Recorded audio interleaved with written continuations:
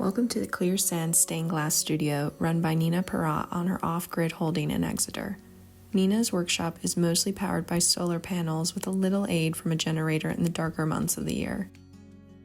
Here, she restores historic glass, creates pieces on commission, teaches all ages, and if she has a free moment, creates works of art herself. In this video, you will see the makeup of her craft practice and see Nina in action as she works on restoring an early Victorian window. In terms of tools and materials, Nina is fully loaded in this space. On one side of her workshop, you will see enamels and paints on the shelves and Nina's stock of colored glass below.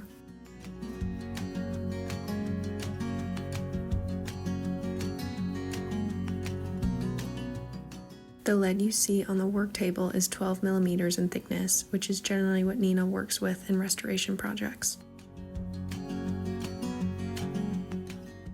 In terms of tools, the curved blade is a lead knife, followed by a glass scoring tool and pliers. Next to the center worktop is a light box, which allows Nina to see the color and designs of the window more accurately.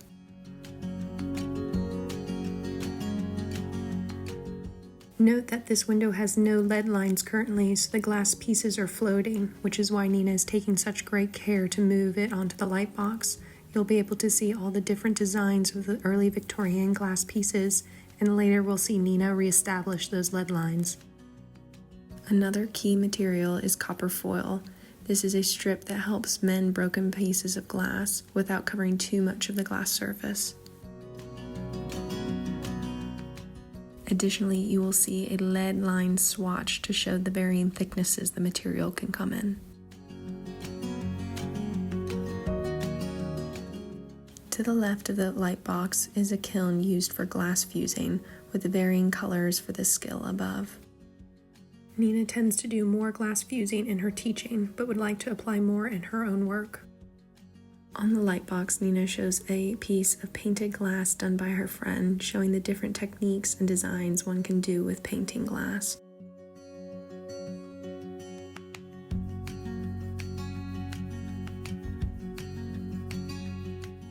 Moving on to see Nina's skills in action, first she selects a strip of lead and pulls it straight to add tension into the line, which strengthens it.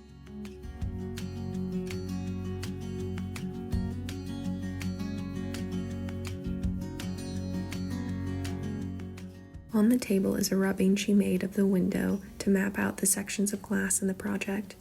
From here, it is like a jigsaw puzzle where Nina saves as much of the historic glass as possible, connecting it with new lead and filling in gaps with new glass. In this section of the window, you can see there's a bit more of a gap between two pieces of glass from a chip or a break. So Nina now is going to have to cut a new piece of glass to fill in a section and then add the lead lines. Notice that Nina has squared off that chipped piece of glass and will put lead in between it, and at the end of the row she's going to add a new piece of glass to fill in that missing gap. When incorporating new glass into a restoration project, Nina uses the light box to color match the best option for the project. You never know when a scrap from an old project is the best match for the new one. Once the new glass is selected, Nina will score and cut it into the correct shape. She always says her students are surprised how easy it is to snap the glass once it's been scored.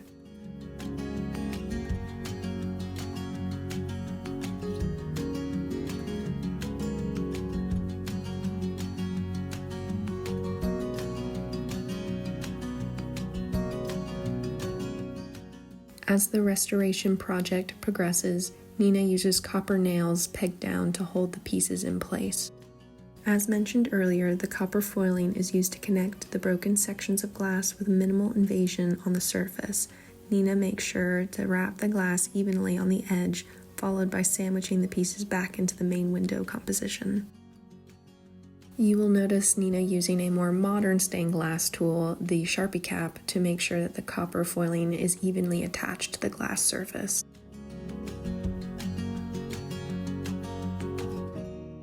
For more curved pieces like the center of the window, Nina wraps the circle like a wheel around the lead and carefully slides into the rest of the window.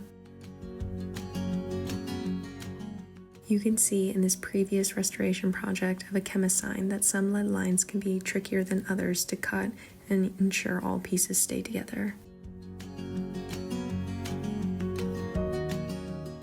In her own work, Nina draws much inspiration from Nouveau art and the artist Muka.